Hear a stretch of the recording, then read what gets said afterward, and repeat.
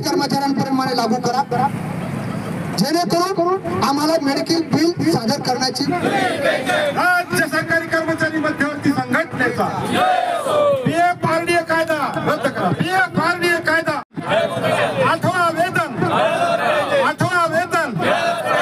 कंत्राटी कर्मचारी कायम करा। कंत्राटी कर्मचारी चतुर्श्रेणी कर्मचाऱ्यांना न्याय द्या। चतुर्श्रेणी कर्मचाऱ्यांना कोतवालांना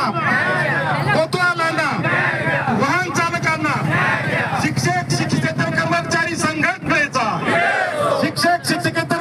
संघटनेचा जिल्हा परिषद कर्मचारी महासंघाचा राज्य सरकारी कर्मचारी मध्यवर्ती संघटनेचा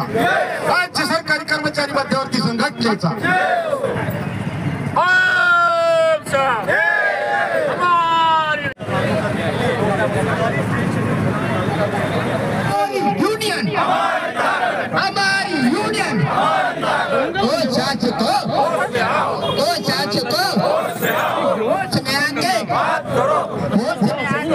तो तुमको देना होगा, देंगे तो लड़के लेंगे, नहीं देंगे तो लड़के लेंगे। भूलो मत हमारे हक।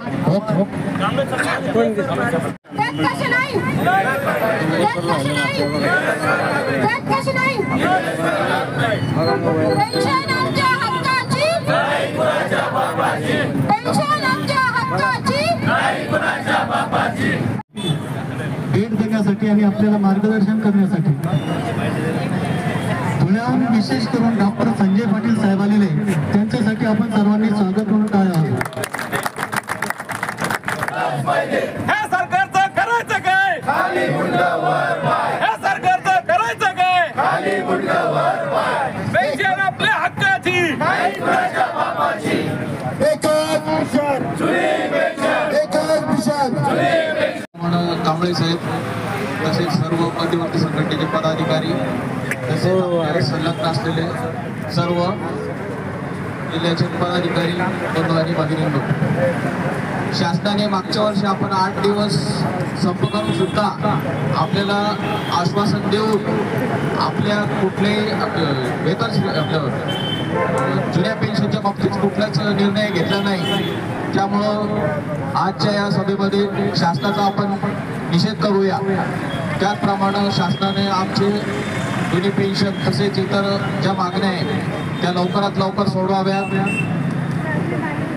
पुढे यानंतर सुद्धा आपल्याला तीव्र आंदोलन करण्याची आवश्यकता आहे। ज्यावेळेस आपण संघटनेमार्फत आंदोलन छेडाल त्यावेळेस जिल्हा परिषद कर्मचारी महासंघ जिल्हा छत्रपती संभाजीनगर हा आपल्या सोबत राहिलेला आहे आणि पुढे पण राहील अशी मी ग्वाही देतो आणि माझे 2 शब्द संपवतो। धन्यवाद। आजचं हे आंदोलन करण्याची वेळ का आली? माननीय एकनाथराव शिंदे मुख्यमंत्री असताना त्या काळामध्ये आपल्या बेमुदत संपाच्या पार्श्वभूमीवर आपल्याला देशातील सर्वात चांगली सुधारित राष्ट्रीय कुटुंब निवृत्ती वेतन योजना आपण लागू करून घेतली। त्या संदर्भाचा अधिकृत शासन निर्णय देखील प्रसिद्ध झाला होता, परंतु त्याच्या अंमलबजावणीच्या संदर्भात ज्या स्पष्ट मार्गदर्शक सूचना आवश्यक आहेत त्या संदर्भाचं परिपत्रक शासनाने प्रसिद्ध न केल्या कारणाने अद्याप कर्मचारी त्या लाभापासून वंचित आहेत आणि मधल्या काळात जे कर्मचारी सेवानिवृत्त झाले त्या कर्मचारी देखील ह्या योजनेपासून वंचित आहेत। ज्या 4 राज्यांनी जुनी पेन्शन योजना स्वीकारली ते आपल्या अगोदर 2 वर्ष त्यांनी लागू केली, परंतु अजून सुद्धा त्या 4 राज्यांना लागू झालेली नाही। कारण ते राज्य होते केजरीवालचे 2 राज्य आणि 1 काँग्रेसचे 2 होते। परंतु जी मगाशी डॉक्टर जरावे साहेबांनी जे सांगितलं PF-RDA कायद्यासंदर्भात, जोपर्यंत PF-RDA कायदा रद्द होत नाही किंवा त्यामध्ये दुरुस्ती होत नाही तोपर्यंत जसाचा तसा जुनी पेन्शन योजना राज्य सरकार लागू करू शकत नाही। म्हणूनच आपण सुधारित पेन्शन योजना स्वीकारली। म्हणजे फक्त राहिला विषय फक्त 10%चा, की 10% हा PF-RDA कायदा दुरुस्त झाला तरच तो लाभ आपल्याला मिळू शकतो। आता विषय असा आहे की सगळ्या देशभर मी अखिल भारतीय राज्य सरकारी कर्मचारी महासंघाच्या राष्ट्रीय कार्यकारी मंडळात काम करत असल्या कारणाने देशभरामध्ये जुनी पेन्शनसाठी आणि पीएफ आरडीए कायदा रद्द व्हावा यासाठी देशव्यापी संपाची हाक देण्यात आलेली आहे. कमी खर्चाची अशी स्वास्थ्य विमा योजना लागू करावी त्या संदर्भाचा आवश्यक प्रस्ताव मध्यवर्ती संघटनेने राज्य सरकारला दिलेला आहे. त्या संदर्भात काही सकारात्मक बाजू आपल्याकडे येत आहे. निश्चित या संदर्भात मध्यवर्ती संघटना आणि समन्वय समिती या विषयावर निश्चित यश मिळेल अशा पद्धतीची परिस्थिती आहे. सगळ्यात महत्वाचं की अनेक विभागांमध्ये आता अतिरिक्त कामाच्या ताणाबरोबर कर्मचाऱ्यांना बाहेरच्या कर्मचारी विशेषतः महसूल विभागामध्ये अनेक बाहेरचे लोक येऊन शिवाय भाषा वापरतात किंवा मारण्याच्या धमक्या देतात. त्या संदर्भात ज्या पद्धतीने तुम्ही वैद्यकीय क्षेत्रामध्ये कायदा लागू केलेला आहे त्याच धर्तीवर शासकीय कर्मचाऱ्यांना सुद्धा ज्या बाहेरच्या नागरिकाने इले मारण्याची धमकी किंवा अपमान केला असेल कारण कामकाजात अडथळा आणण्याचा प्रयत्न केला असेल त्याच्यावर अदखलपात्र गुन्हा दाखल व्हावा.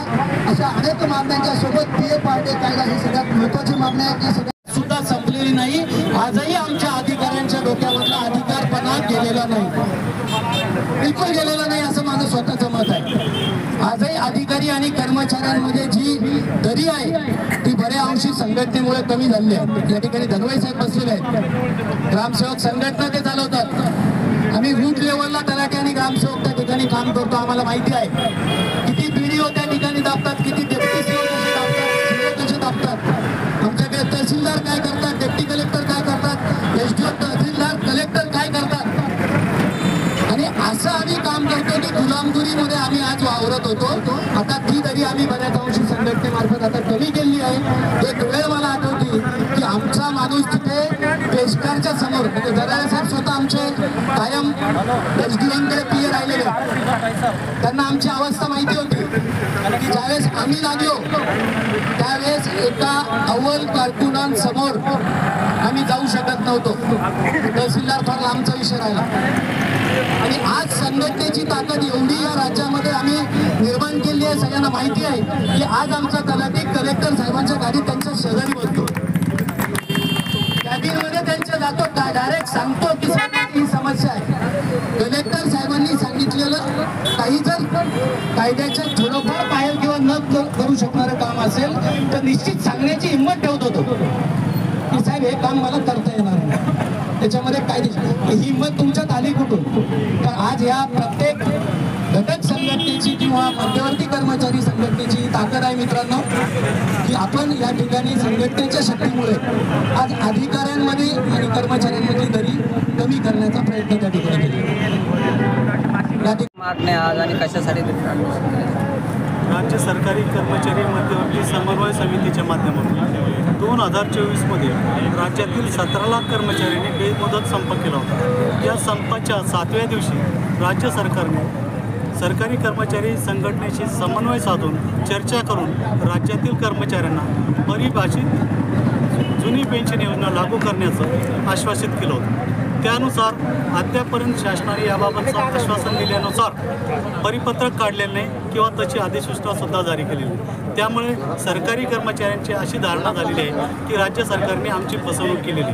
त्यासोबतच पीएफ आरडीए कायदा रद्द करणं आवश्यक आहे, त्यासाठी शिफारस करण्याची घोषणा केलेली असून सुद्धा आज रोजीपर्यंत घोषणा केल्याप्रमाणे शिफारस केलेली आहे. राज्यातील खाजगीकरणाच्या माध्यमातून जी पदे भरल्या जात होती ती भरण्यात येणार नाही असं आश्वासित केलेलं होतं. परंतु ते सुद्धा न करता आज रोजी अनेक कार्यालयामध्ये खाजगीकरणातून सरकारी कर्मचारी भरले जातात.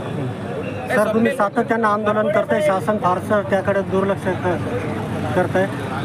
निर्णायक लढाई कधी सुरू करणार? आजचा हाच धरणे आंदोलन संपूर्ण राज्यामध्ये सर्व जिल्हाधिकारी कार्यालयासमोर 2 तासाचे धरणे आंदोलन करण्यात येतं. यानंतरही सरकारने जर आमच्या आंदोलनाची दखल घेऊन आमच्या मागण्याकडे सकारात्मक पाहिलं नाही आणि मागण्या पद्धत पाडल्या नाही आमच्या, तर सर्व सरकारी कर्मचारी पुढील आंदोलनाची दिशा ठरवतात.